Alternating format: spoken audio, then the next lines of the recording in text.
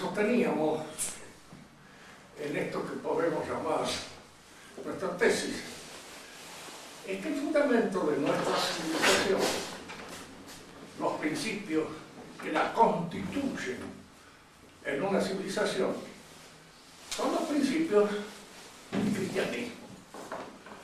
Es la religión.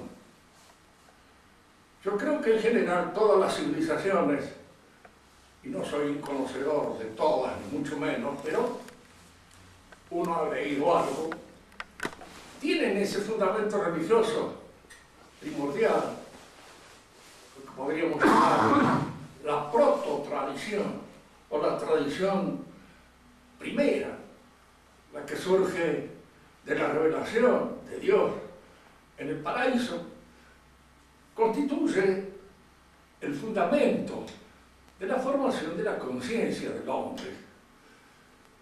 El hombre se forja, se hace, se constituye sobre la base de esos principios. Y son los principios que van sosteniendo esa civilización. Spengler había visto esto algo, a su modo. La interpretación que da él, indudablemente, no es la nuestra, ni mucho menos. Él supone que todas las civilizaciones tienen un proceso semejante, análogo, al crecimiento de un vegetal o de un animal. Hay allá en el vegetal y en el animal un principio que, creciendo, se desarrolla y alcanza su punto culminante hasta el momento que comienza el descenso, la decadencia. Él, cuando se ocupa de la civilización occidental, en un libro famoso, La decadencia de Occidente, yo a los profesores de historia no se los recomiendo porque es muy bueno el libro y está muy bien traducido por Manuel García Morente, que según algunos entendidos está mejor en la traducción que en el original, porque la ha traducido muy bien, y diríamos así en un castellano macizo, lindo. Ahora, es indudable que hay que corregirlo un poco mentalmente, porque para la religión es un proceso que está dependiendo en cada circunstancia de la capacidad creativa del hombre. No olvidemos nunca que la mayor parte de todos estos pensadores, entre los cuales está Spengler, o está Nietzsche mismo, parten del inmanentismo moderno. Si todo se da en la inmanencia de la conciencia, y la religión es un producto de la conciencia, de manera que para poder interpretar la religión en una civilización, tenemos antes que entender cuáles son los principios que constituyen esa civilización, en la cual nace esta religión, que es la religión cristiana para nosotros. Para mí la cosa no es así, en primer lugar porque la religión, como lo hemos dicho acá, no surge de la inmanencia del hombre. Es algo que viene de Dios. El hombre moderno le cuesta creer esto. Hay uno de ellos, que en uno de los libros más importantes sobre los orígenes del cristianismo, dice que ninguna religión viene del cielo. Precisamente, si no viene del cielo, no viene de ningún lado. Porque que el hombre la invente. Fíjese que ahora es una idea moderna que ha entrado incluso dentro ya de la enseñanza católica, del magisterio, por lo menos del magisterio cristiano, así como una cosa hecha. Es decir, la religión viene a ser algo así como una especie de sentimiento que el hombre tiene, de ese vacío que lo hace ansiar, desear. La aproximación a este principio fundamental, absoluto, que es Dios. Pero la forma de llegar hasta Él es algo que el hombre va creando, él mismo, como si dijéramos, como una suerte de ciencia, de arte, hasta de política, podríamos decir, porque este dinamismo que lleva el hombre a Dios es un dinamismo que el hombre lo hace él, lo inventa él. De manera que para llegar a Dios, los caminos que llevan a Dios pueden ser distintos, pueden ser diferentes. Por eso se habla en la actualidad de libertad religiosa y de las variedades religiosas, como si fueran muchos los caminos para llegar a Dios, y cada una de las religiones que existen, que andan dando vueltas por ahí con este título, tuviera títulos suficientes como para poder decir nuestro método para alcanzar el conocimiento y la realidad divina es tan válido como cualquier otro. Es indudable que esto no es el pensamiento que hemos sostenido. La religión, si nosotros consultamos al hombre religioso, a cualquier hombre religioso, si no viene del cielo no existe. Si no es el Dios el que la ha hecho, pues es cualquier cosa. Y entonces no tiene autoridad, diríamos así, asuntiva. No es capaz, de alguna manera, de exigir nuestra adhesión a esos principios. En el fundamento de nuestra civilización están esos principios. Están esos principios que dan a veces nacimiento a esas virtudes sobrenaturales, teologales, las que llamamos la fe, la esperanza, la caridad. Tengamos estos tres elementos porque nos van a permitir luego entender mejor el desarrollo de nuestra civilización y eso, ese desencadenamiento, ese proceso destructivo que se inicia con la revolución. ¿Quiénes vieron bien esto? Yo creo que en general casi todos los pensadores de calidad lo han visto. Han dado de él una interpretación a veces fundada en los malos órganos que manejaban como principios, diríamos así, filosóficos para dar una explicación. Cuando los instrumentos nocionales son malos, la explicación indudablemente adolece luego de una serie de defectos grandes, lamentables. ¿Quién lo ha visto bien? En primer lugar son los revolucionarios. Los revolucionarios han visto de que todas estas promesas, el reino de Dios, la esperanza, la fe, la caridad misma, todas estas virtudes que surgen de la adhesión a la constitución misma de estos principios, se van a ver realizados de manera acabada, completa, real, con la revolución.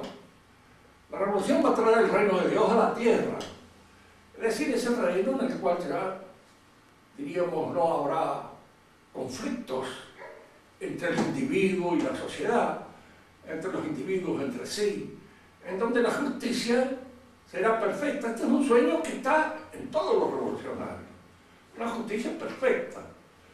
Tan perfecta que ellos hablan siempre de igualdad, de todo. Que en esa igualdad indudablemente será la justicia acabada y total. Fijémoslo que, aún en la promesa cristiana, lo de la igualdad no es nunca una cosa. Y este también sostiene de que el cristianismo habla de igualdad. Nunca habla de otra cosa. Al contrario, habla de las diferentes desigualdades que hay aún en el orden sobrenatural, aún en el reino de Dios. Es cierto que se nos da a todos los hombres la posibilidad de contemplar el bien del intelecto. Así lo decía Dante, el bien del intelecto, que es Dios mismo. Y ese es para todos. Pero en la contemplación de Dios hay diferentes proporciones en nuestra manera de participar. Yo siempre les explicaba a veces, cuando me tocaba explicar a los alumnos, los bienes intelectuales, los bienes espirituales, son ofrecidos a nosotros siempre como una cosa completa, acabada, perfecta. Asistimos al mismo concierto, escuchamos la misma música, pero nuestra capacidad de penetración es distinta, es diferente. Indudablemente no es lo mismo lo que puedo escuchar yo o puedo entender de una música buena que la que no puede entender alguien que ha estudiado y que lo conoce. Entonces él goza o tal vez en ciertas circunstancias sufre en el concierto más que yo, porque sufre de los efectos que él percibe, cosa que yo a veces no estoy en condiciones de percibirlo, ni de analizarlo, ni de observarlo. Pero este bien que se manifiesta para todos de la misma manera, es el mismo para todos, pero no es lo mismo la participación. Y diríamos así, en nuestra relación con Dios sucede lo mismo. No es la misma la participación que puedo tener yo en este conocimiento, que aquel conocimiento egregio que puede tener Santo Tomás, que puede tener San Buenaventura, que puede tener mismo San Agustín, tantos.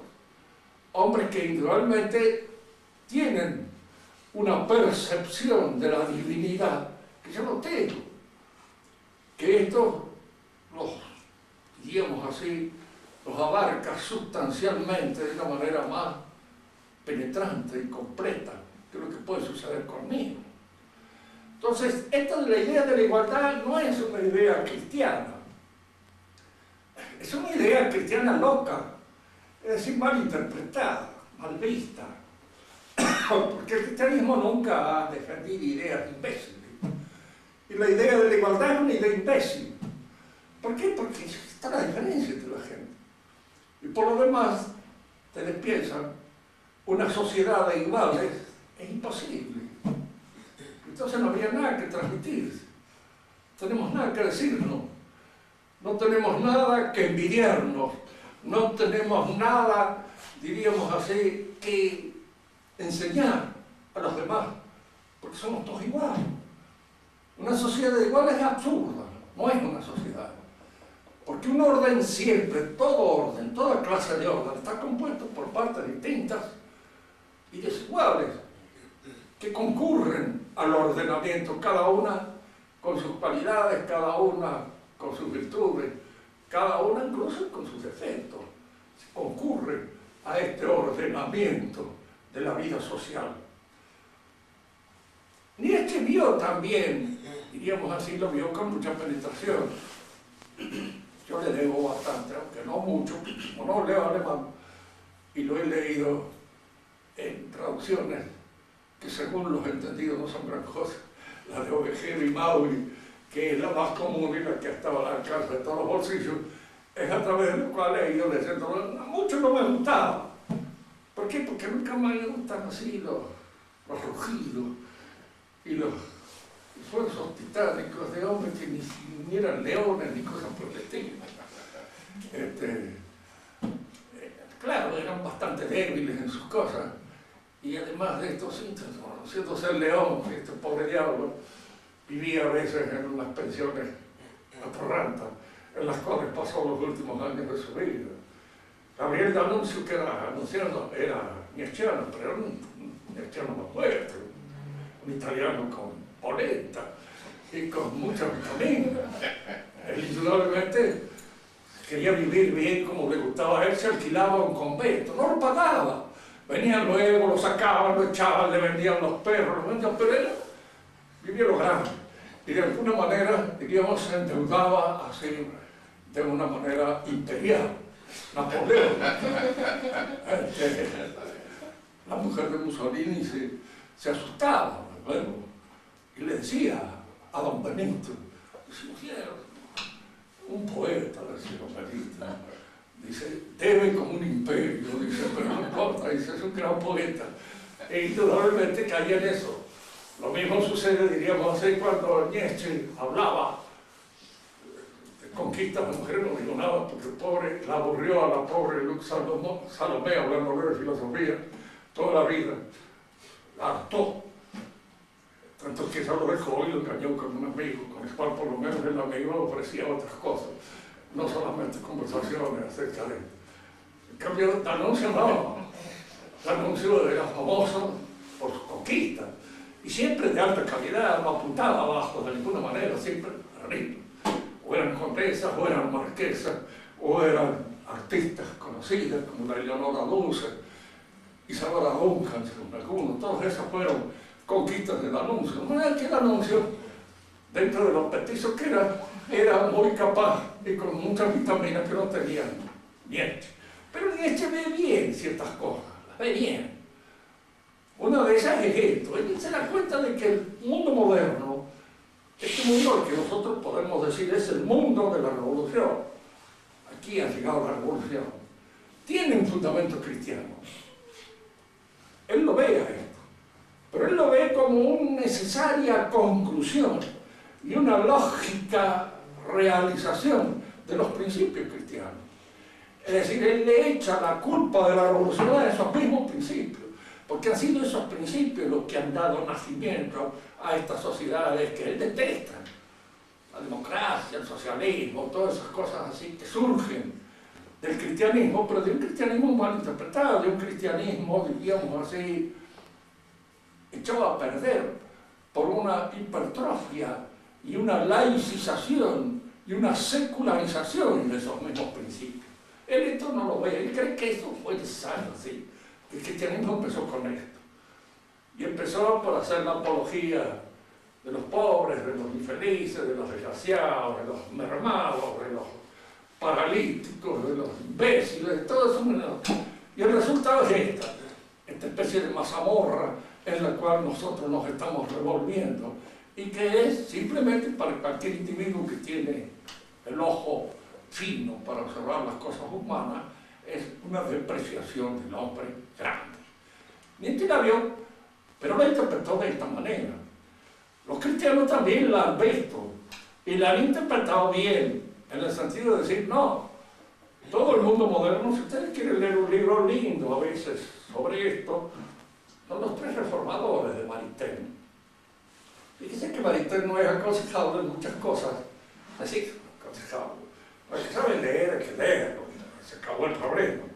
Ya verá él después cómo lo interpreta y lo entiende. Pero hay un momento en que él se separa de lo que podríamos llamar un buen tomismo y empieza a caer en una serie de cosas que son discutibles, más que discutibles, son rechazables.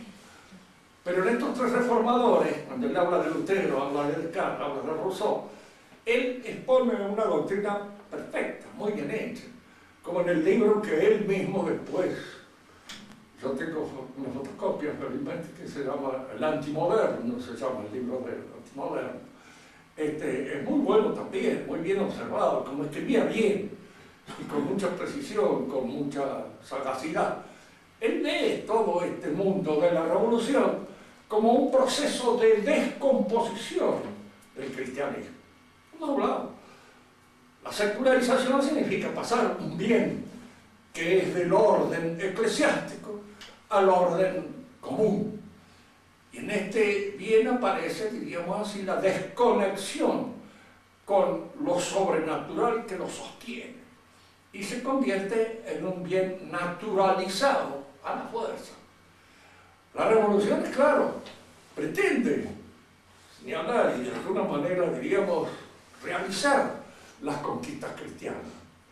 El mismo Marx lo dice a veces con cierta ironía, pero con una ironía que no deja a veces de entender qué es lo que se ha perdido con la revolución moderna. Porque Marx no hay que confundirlo con los marxistas. Los marxistas en general son bastante imbéciles y no entienden de nada más que aquellos que han logrado entrar en la cabeza del peluquero de la esquina o de algún otro personaje con el cual precisamente no hay una buena elaboración de la doctrina.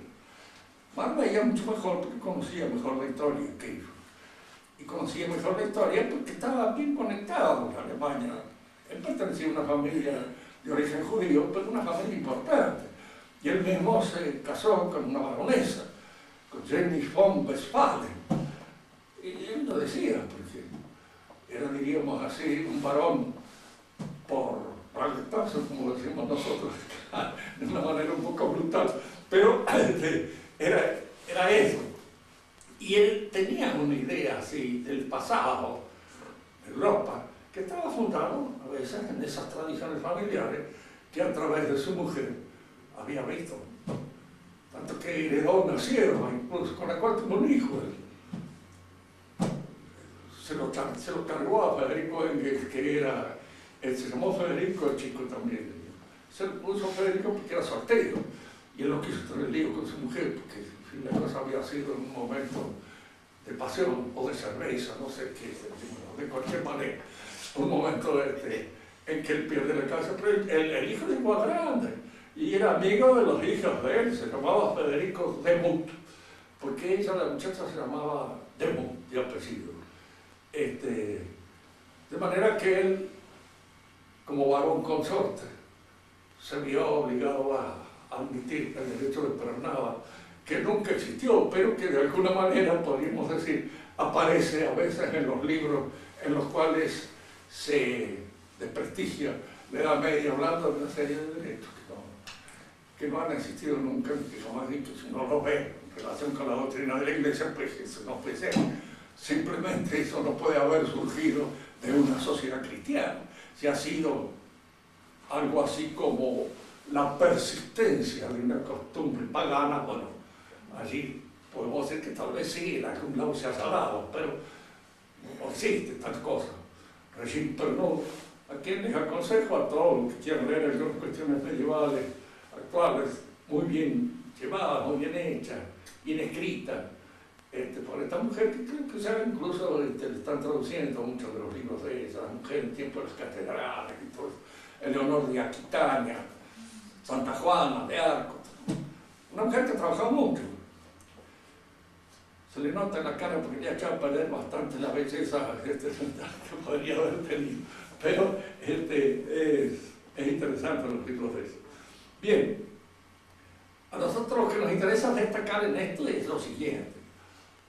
Los fundamentos entonces espirituales, los que constituyen la conciencia del hombre occidental, al secularizarse, al salir del quicio, que podríamos llamar así religioso, se convierten en el fermento activo de todo este movimiento revolucionario.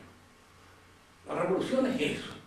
Si ustedes lo observan mismo, por ejemplo, en el crecimiento del Estado en la Europa moderna, que adquiere en la revolución una dimensión casi absurda. En la época medieval, el rey era la cabeza, indudablemente, del Estado, de la organización política. Pero el poder de un rey era muy inferior al de un presidente de cualquiera de las repúblicas de hoy. No podía hacer cosas que hoy un presidente bien votado puede hacerlas.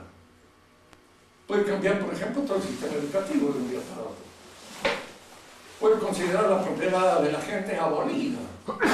Pero esas cosas, por ejemplo, el rey no lo podía hacer, sabía, a nadie se le ocurría que lo pudiera hacer. Era un poder subsidiario, si se quiere.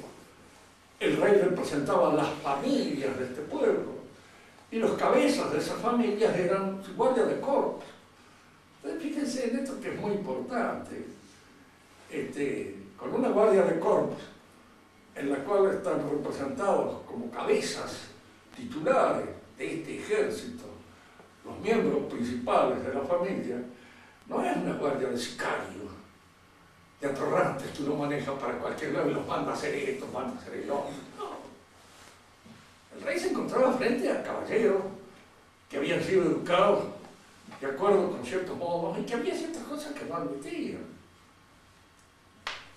Sire, le dice en un momento Louvois a Luis XIV, no me podéis pegar así en la cabeza.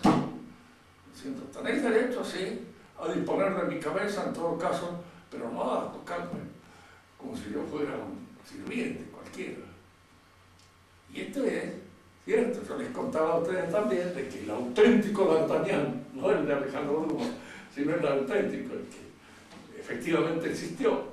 Cuando lo quisieron nombrar jefe de la Bastilla, Luis XIV le dijo que no. Porque no, dice, yo no soy carcelero, yo soy un soldado de la guerra. Usted no me puede matar. El rey no podía disponer de sicarios. Si quería disponer de sicarios había que pagarlos como asesinos. A cualquier asesino podemos disponer, si nosotros tenemos dinero, podemos contratar a un asesino para que nos liquide un enemigo. Los hay. y que de alguna manera admiten, diríamos así, por un cambio de dinero, liquidando a cualquiera. Yo me acuerdo uno muy pintoresco que había acá, era Villavista, no era asesino, daba palizas. Entonces él cobraba tanto, según lo que te pedía. Ruptura de huesos, sin ruptura de huesos, avisándole que usted le había dicho, dejándole una tarjeta, sin dejarle la tarjeta al lado. Todo era chileno.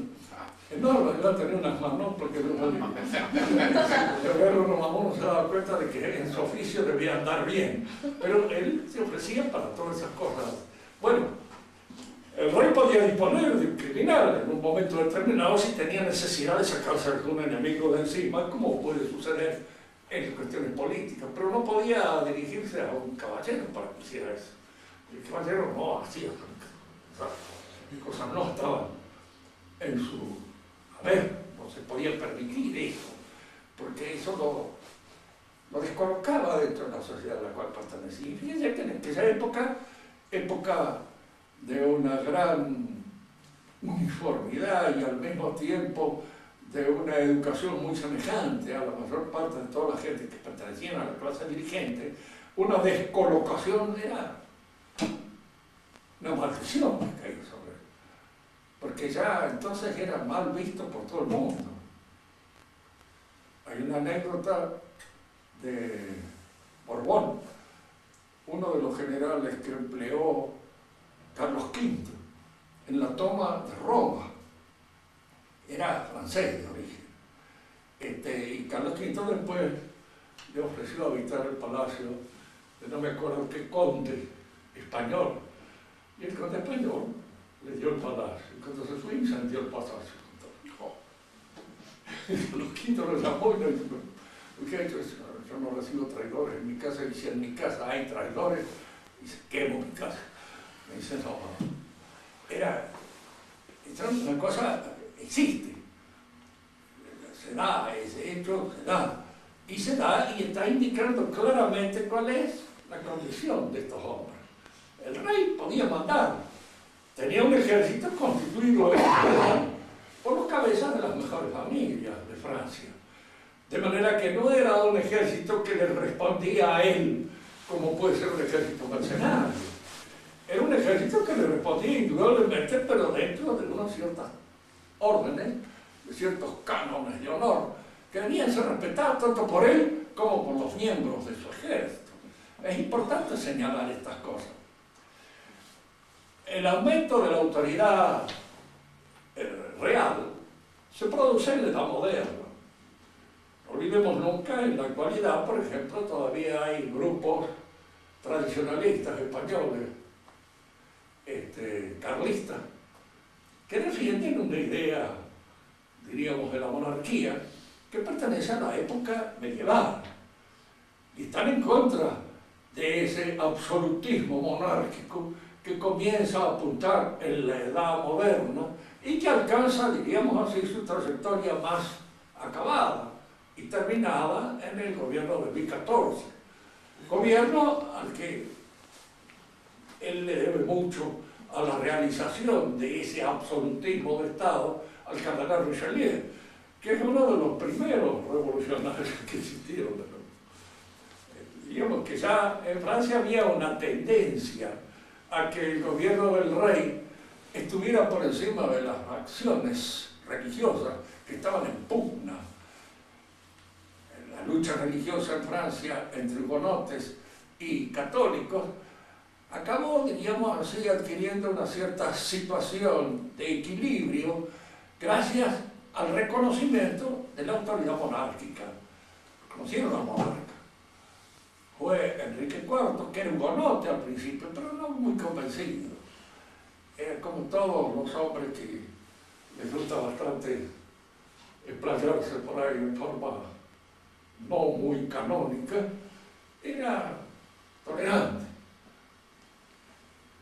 No se olviden de las palabras de Paul Claudel: la tolérance, il y a de maison pour ça.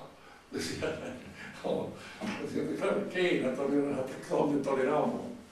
Bueno, Enrique IV era un hombre que se permitía así muchos atentados al sexto mandamiento especialmente, y que fue cuando entró él como rey en Francia,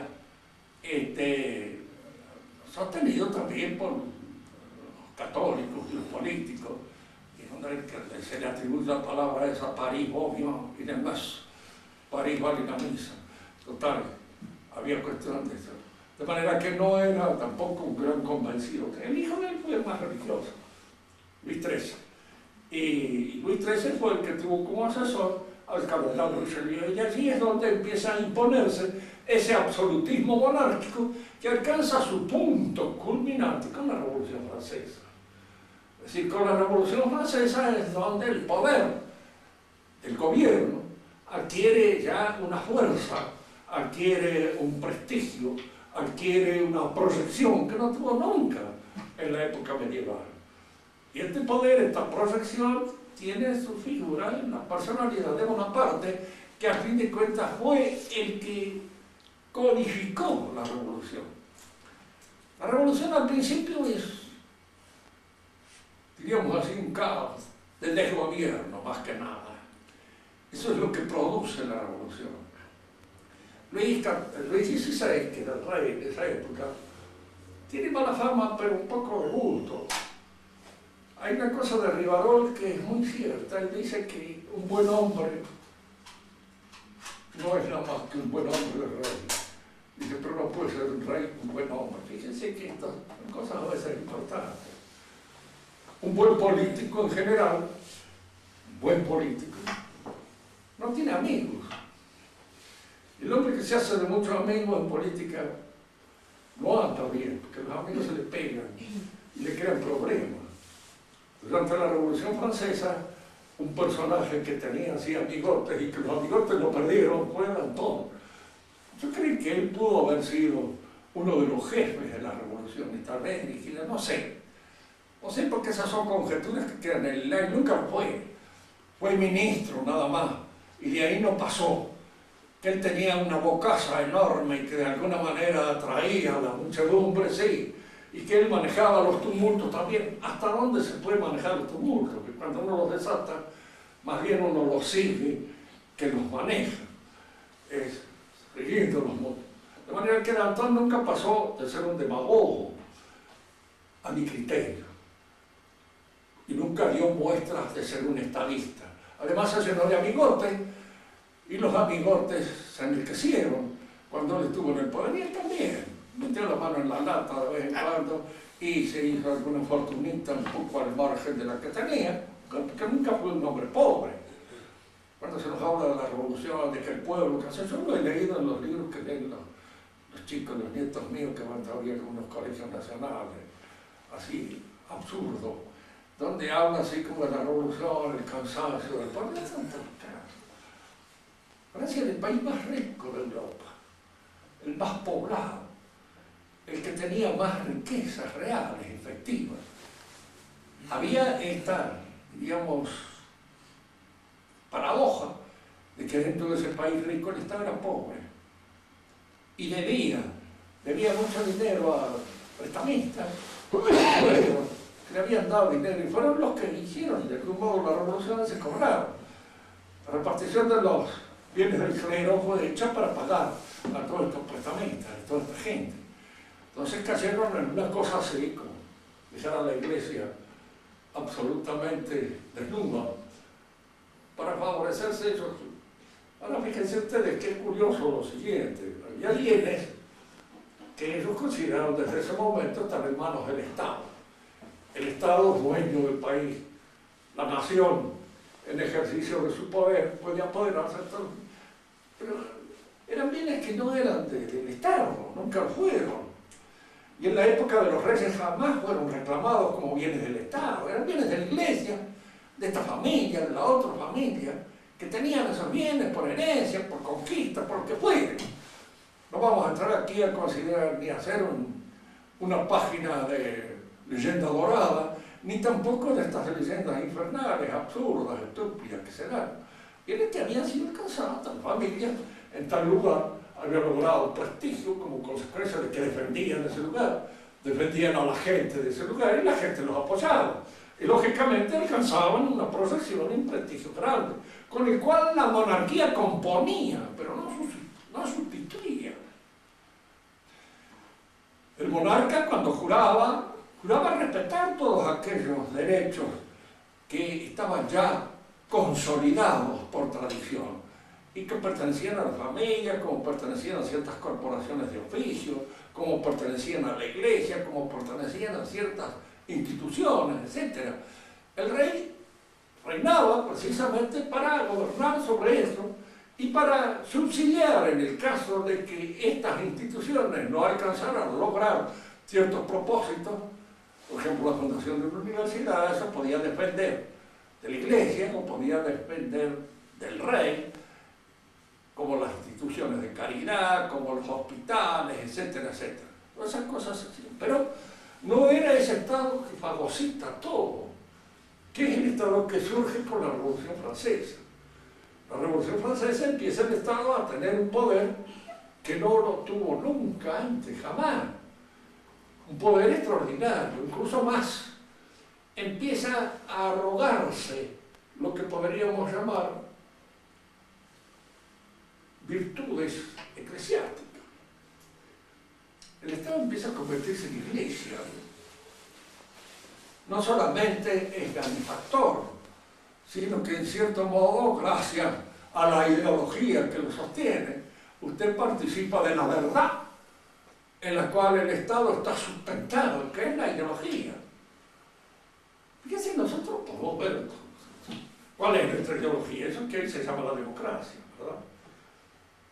¿Qué es la democracia? En el fondo la democracia es un camelo publicitario, no existe, no se da en ninguna parte, pero que conviene a casi todo el mundo por una razón, de que cada uno debe hacer lo que se da la gana.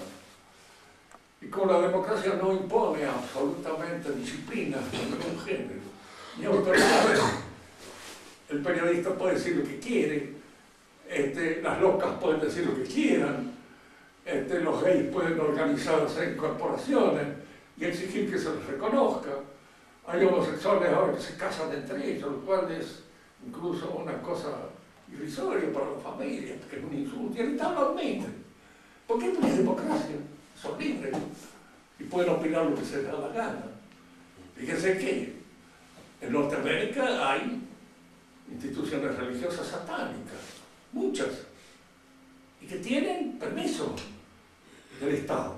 Indudablemente no pueden hacer sacrificios humanos allí ni cosas así, pero mientras puedan honrar las instituciones, ¿quién es Satanás?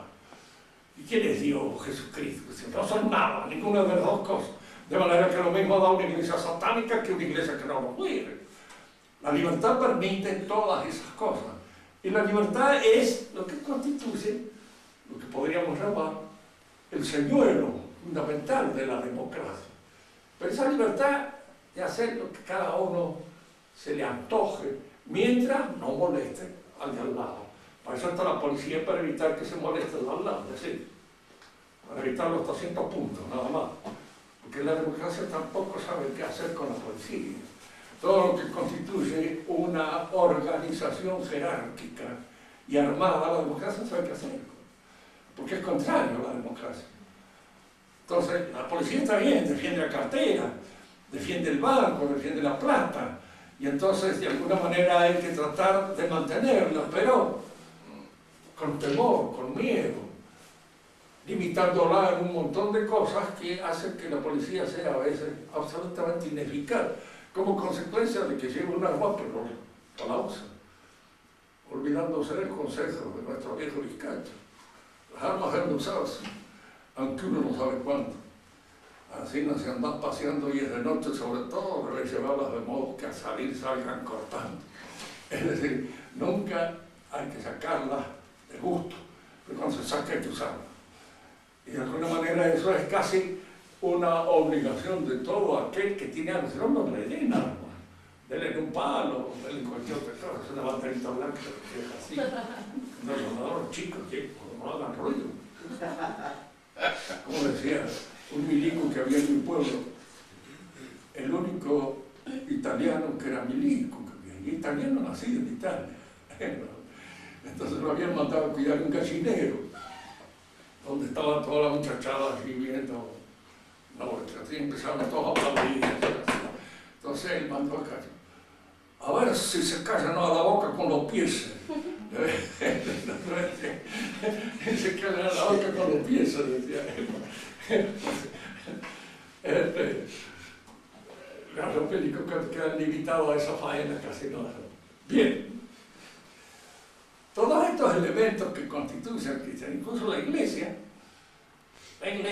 es la única institución que tiene, diríamos, agarrado al hombre desde adentro y también por afuera. Porque cada uno de nosotros tenemos en nuestro interior la presencia de Cristo. Y es en la presencia de Cristo, es una presencia espiritual, pues es una presencia real. Es casi, diríamos así, sobre la presencia. Hay un escrito muy lindo allí de este escritor francés, ¿cómo se llama? Bueno, no me voy a acordar. Presencia e inmortalidad se llama el libro. Es muy lindo. Que habla de cómo a veces la presencia de alguien, de nosotros, nos ayuda a realizarlo. La presencia de la figura del padre, de la madre, de la novia, del hijo, nos ayuda. Porque por no ofender a esta persona, hay ciertas cosas que no las hacemos cuando estaríamos tentados por hacerlo, pero no las hacemos. Y estamos sostenidos por esa presencia. Y no les digo nada de la presencia de Cristo, porque es la que nos sostiene siempre, permanentemente. Y si pecamos, sabemos que pecamos. Y de alguna manera estamos, diríamos así, tratando de corregir nuestra falta en la presencia. Bueno, eso, por ejemplo, cuando usted lee a los intérpretes de izquierda, eso es lo que nunca han podido lograr con toda su ideología. Soy hombre de Leandro Alem, bueno, muy bien, pero la presencia de Leandro Alem en mí no incluye nada, ni en ninguno de los hombres de Leandro Alem que aparecen aún en la milonga del 900, ¿no es cierto? Nada, Leandro Alem no es una presencia, ni la de Hipólito Yrigoyen, ni la de Menem, ni la de Perón, no son presencias místicas. Pueden ser en un momento determinado líderes que concurren a la realización de un proceso determinado en política, pero no constituyen esa fuerza de adhesión que el catolicismo, el cristianismo impone desde la interioridad del sujeto. Eso no lo han podido lograr nunca lo han conseguido. Y es de alguna manera lo que dicen los curas rompidos, cómo diablos pueden crear esa situación espiritual en la gente que cree, para poder incluso dominar su imaginación desde adentro. La dominan. ¿Por qué? Porque es en esa presencia real. Ellos no saben que no es el cura el que nace, porque el cura puede ser en un momento determinado cualquiera, incluso estar en peor condiciones que uno para poder anunciarse ante Dios mismo. Todos estos principios cristianos van realizándose en estas formas, diríamos así, defectuosas, que da la ideología. La ideología misma es un aparato, diríamos, nocional, traído desde distintas partes, partes de la religión, partes de la ciencia. Hay elementos científicos que entran en la ideología como anillo al dedo. Por ejemplo, en Rusia era dogma de fe, evolución, que el hombre descendía del mono, igual que decir que no lo era, porque era un dogma de fe, sostenido, diríamos así, por el Estado. ¿Y por qué? Bueno, yo creo que en el fondo sucede esto, que si somos, no es lo mismo ser descendiente de Dios que ser descendiente de mono. Un descendiente de mono no tiene ningún respeto. ¿Qué es esto? Pobre diablo. Un mono evolucionado, más o menos echado a perder por muchos vicios que ha ido adquiriendo a lo largo de la civilización, pero que no es ninguna cosa, diríamos así, que constituya una dignidad para esa persona que desciende de un mono. Entonces, como se trata de dominar la gente, como se trata de llevarla con objetivos determinados, con propósitos, hacia la realización suma del poder, darle cada vez más poder. Nosotros estamos viendo cómo este poder empieza a resultar casi satánico. Es un poder que absorbe, es un poder que degenera, es un poder que asusta. Nosotros digamos, pero vivimos asustados, sí, vivimos asustados. No tenemos nada más que leer los diarios. Y cada día se les ponen los pelos de punta porque no saben si ese mes va a alcanzar el dinero o si lo van a sacar plata de acá, de allá, del otro lado, de cualquier parte. Vivimos permanentemente, diríamos, acuciados por este poder constante que ejerce sobre nosotros una acción deprimente, no una acción, diríamos así, estimulante, sino deprimente. Y el poder es el poder moderno. Fíjense que los rusos lo llevaron a veces a un grado tal que se les vino el entarimado al suelo, pero en la sociedad de consumo está eso también. La sociedad de consumo tiene la virtud de ser más revolucionaria que nuestra sociedad. Muchas veces, así hablando, les decía, en Rusia cuando uno se apartaba de la ideología, indudablemente iba a parar un manicomio y lo llevaban con chaleco de fuerza. La sociedad de consumo ha llegado a un grado tan bueno que cuando uno empieza a separarse de las ideas generales, uno mismo va a ver al psiquiatra.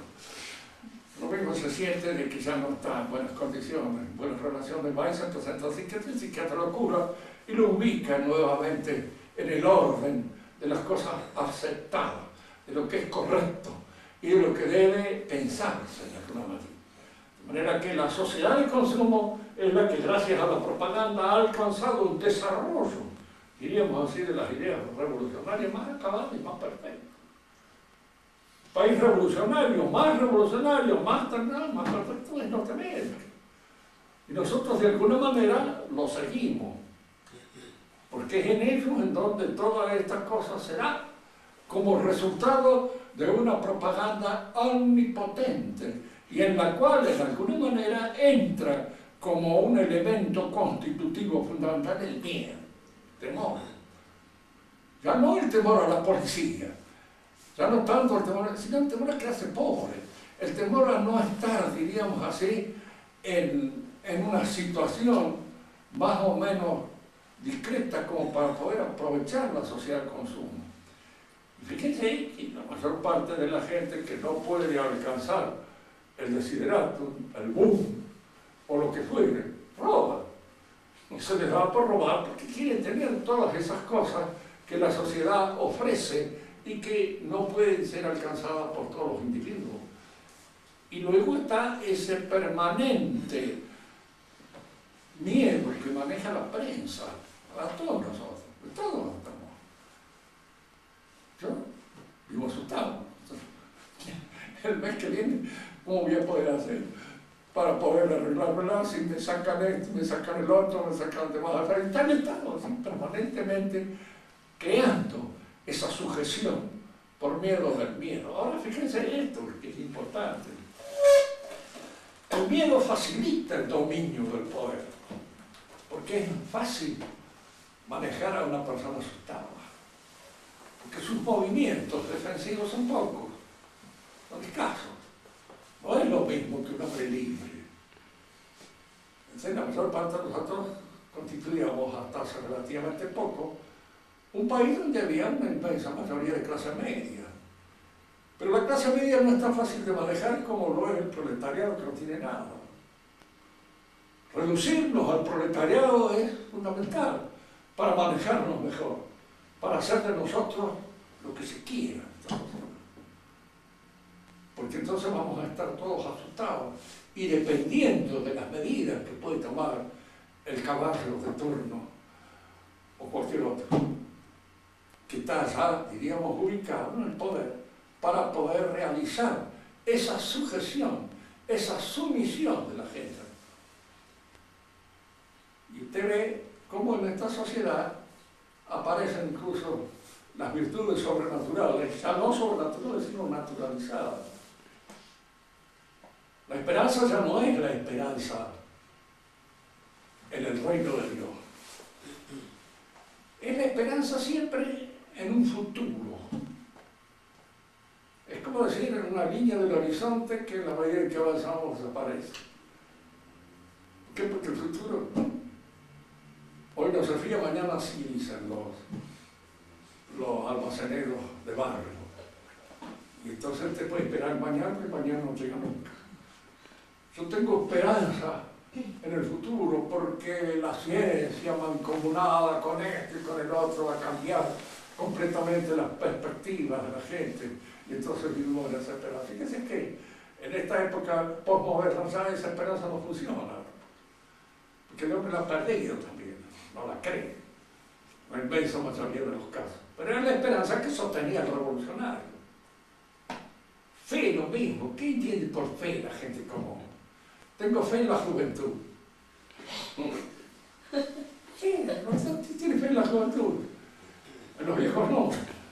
Bueno, ¿por qué? Porque en los viejos no se puede esperar nada. ¿Qué va a esperar? Que se mueran. En un momento determinado la arteriosclerosis. Pero tienen fe en la juventud. ¿Y la juventud qué es? Muchos jóvenes. Hay jóvenes que no sirven para nada, hay jóvenes que son buenos, hay jóvenes que... Uno podría decir, yo espero de este chico que haga tal o cual cosa, pero concreto, no en la juventud. Porque si poner la fe en la juventud es como poner la fe en los adoquines, o es como poner la fe en cualquier parte, en los cordones de los zapatos, no tiene sentido. Y eso se va perdiendo, la gente cree en eso. Ustedes lean las revistas que circulan por ahí, que cada vez son peores. Cada vez son peores. Y esta no es cosa de viejo, que se me ocurre a mí porque ya tengo 83 años. Pero que yo en la época que era chico había revistas que eran mucho más lindas, más decentes, con mejor éxito que ahora. Yo he leído lindas novelas, El Neoplan. Era una revista que salía en la época en que yo era muchacho, chico. Compraba, leía, novelas lindas, bien. Y no leía nada de ninguna parte. Y cosas que son absurdas. Los amores de fulano, mengano, el chico que es gay, el otro que es esto, el otro que es... Bueno, un montón de cosas de alcahuetería, de baja cocina, del más infeliz nivel que se pueda pedir. Ya no es ni siquiera el nivel del burgués, medio, de antes, que no era gran cosa, pero claro. Mi viejo leía a Víctor Hugo, no diré que eso constituye un gran estilo, ni mucho menos, pero leía Emilio Zola también. Pero eran novelas grandes, largas, donde por lo menos había que entretenerse un buen rato leyendo nada, viendo nada. En la actualidad, ¿qué es lo que se lee? Son revistas y todas esas cosas que van pasando y que van creando en el ámbito, en la mente de las personas, una superficialidad que es horrorosa por su vacío. La caridad ya no existe. Que la caridad es el amor al prójimo por el amor de Dios. La caridad se da de una manera clara, inmediata, precisa en el apóstol. Ese es el que tiene caridad. El que va buscando en los demás llevarlos al gozo de la verdad, para que viva en la verdad. Y nosotros confundimos la caridad con una especie de misericordia, es decir, de adhesión cordial a la miseria de todos los demás, porque en eso consiste la misericordia, como caricatura de la caridad. Bueno, no es así. La caridad es dura, porque exige y porque se apoya en lo que podrían ser las mejores, diríamos, impulsiones del hombre, no las más bajas, más ruines. Tener lástima, claro, ¿no? Esa lástima, en fin, que nace de la gente que ya está en un nivel muy bien. Yo no digo que no se pueda tener lástima muchas veces, ¿por qué no? Se tiene lástima de un gato, se tiene lástima de un perro, se tiene lástima de cualquier cosa, de un hombre. Pero esa no es la caridad, no hay que confundir. La caridad es cuando yo pido, exijo de esta persona que dé lo mejor de sí, conmigo. Me preguntaba una vez, para terminar una señora, ¿por qué las mujeres no podían ser sacerdotes? Estaba enojada. Que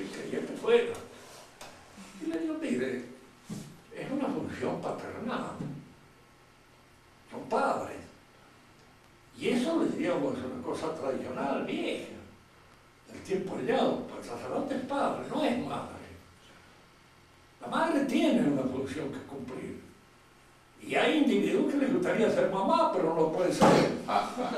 Lloran por ser madre, pero no lo pueden ser. Y usted me da la impresión de que solo por ser padre no lo puede ser. Y han nacido para ser madre. Y si no lo ven, bueno, pero para usted, trate de ser lo que sea espiritualmente.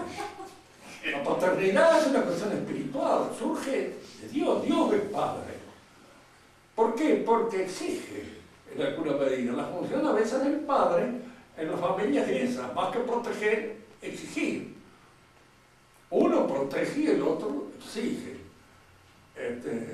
Digamos, en estas cosas pueden darse cambios, porque hay mujeres que son más viriles, ciertos hombres y otras menos. Y hay hombres que son bastante afeminados también, pero sobre las excepciones no se construye la ley. La ley se hace sobre lo que es normal. Y el hombre, el varón, es el que es padre, por lo menos el que está destinado para hacerlo. Ahora, si esta chica Carrión demuestra ser más macho que cierta cosa, ¿qué tal decir? Bueno, esto es un asunto, es un asunto, diríamos así, que pertenecen a su hormona y que no tiene nada que ver con una universalidad de la ley.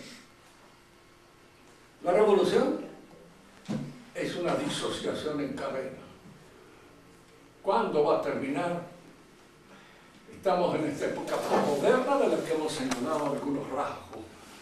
Aquel individualismo que veíamos está en el principio de la constitución del cristianismo. El cristiano, la sociedad católica es una sociedad de personas. Y hay una cierta exaltación de las personas. Ustedes fíjense en esto, hecho. La sociedad antigua, el matrimonio, era una cuestión familiar, no personal. No eran consultados esta persona y esta otra para que se casaran. La familia imponía el casamiento. Y en la familia surgía.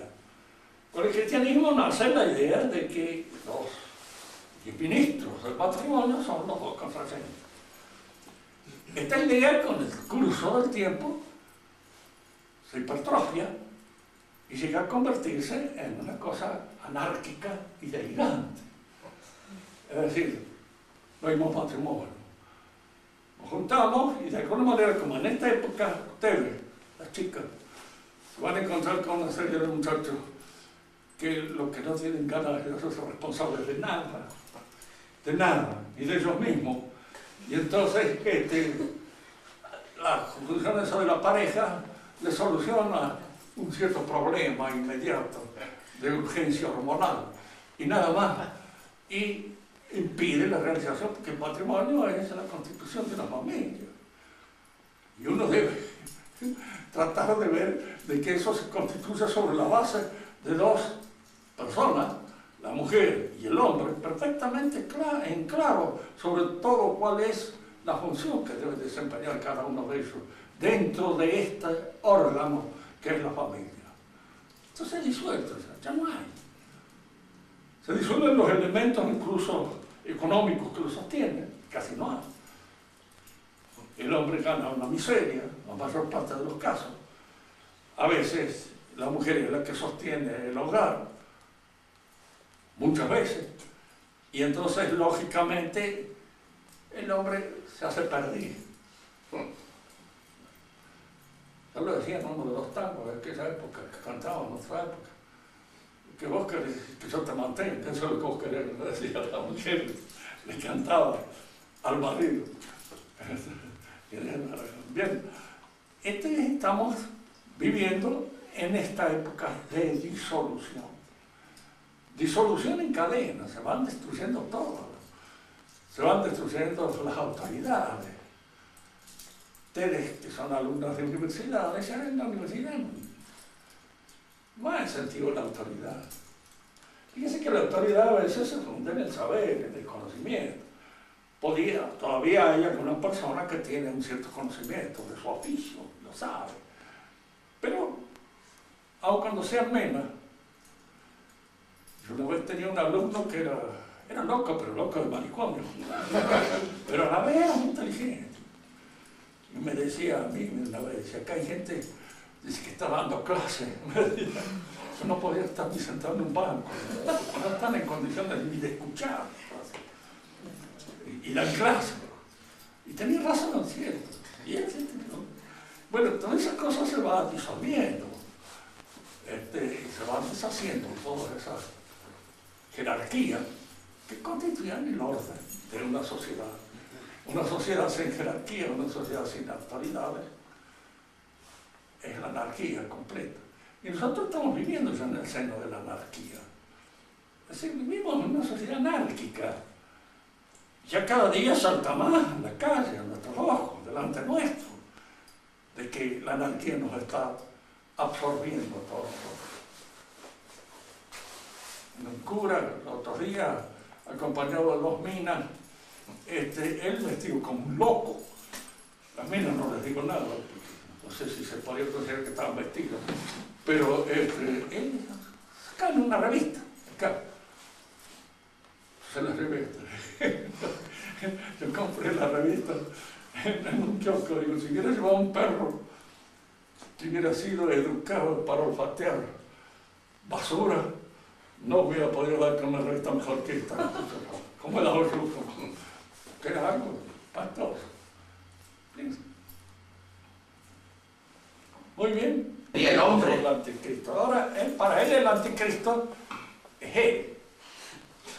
Claro, es su personalidad proyectada al orden social.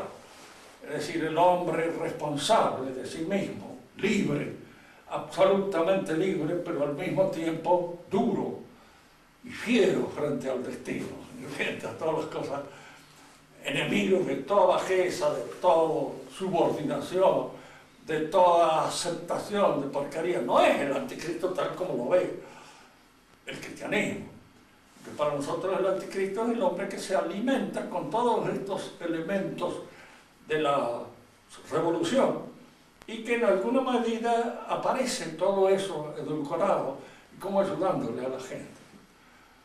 Donde hoy se puede usted percibir la figura del anticristo es en los curas nuevos. Tiene razón, donde aparecen esas figuras, diríamos, anticristianas, o de un cristianismo invertido, de un cristianismo edulcorado, de un cristianismo que se convierte en una babosa complacencia con la bajeza. ¿Sí? Hijito, o sea, métale, total, eso no. Porque todavía locos, ¿cómo vamos a vivir? Eso sirve para presionar cualquier cosa. Claro. Y por eso el anticristo va a aparecer así como apareciendo todo el mundo. Todos somos hermanos, no hay nadie es dueño de la verdad. Muchas de esas cosas son, realmente, tienen sus ciertas certezas, que hay individuos que se sienten administradores de la verdad y se convierten en verdaderos azotes. Pero la verdad existe. Si yo corrijo un deber, lo corrijo en función de ciertas verdades que enseñar. Y no permito el error. Y si permito el error, estoy frito. Entonces, no, bueno.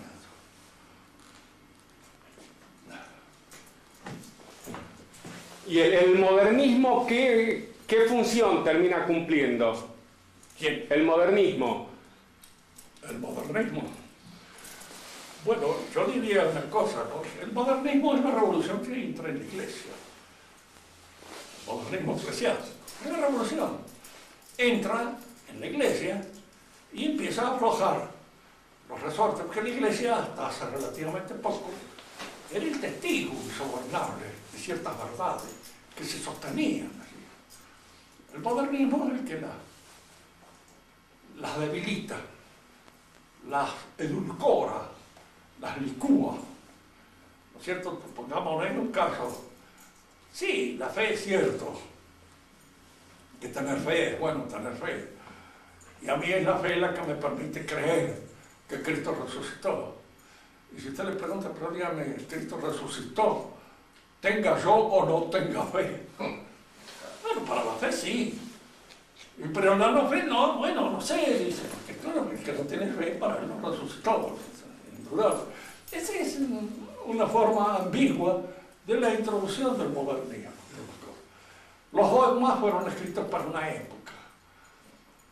Cambiada la época, se cambia la forma de pensar, y entonces esos dogmas que en esa época funcionaban, ahora no funcionan.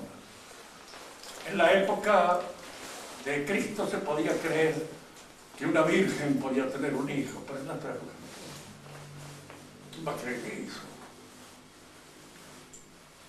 Lo curioso es que tampoco en aquella época se creía. Creían que eran imbéciles. Tampoco se creía en eso. Y si leemos algunos de los evangelios apócrifos nos damos cuenta así muchas veces de esta duda que estaba en las buenas mujeres de esa época. Pero ¿esto cree que, qué sé yo, que el tiempo pasa? En la época, por ejemplo, de Cristo era fácil para unas personas que habían seguido a Cristo, cuando volvieron a su pueblo, él ya no estaba, entonces creyeron encontrarlo, creyeron que les hablaba, muchas cosas. Yo he enterrado a varias gente que he querido mucho y no las he vuelto a encontrar más.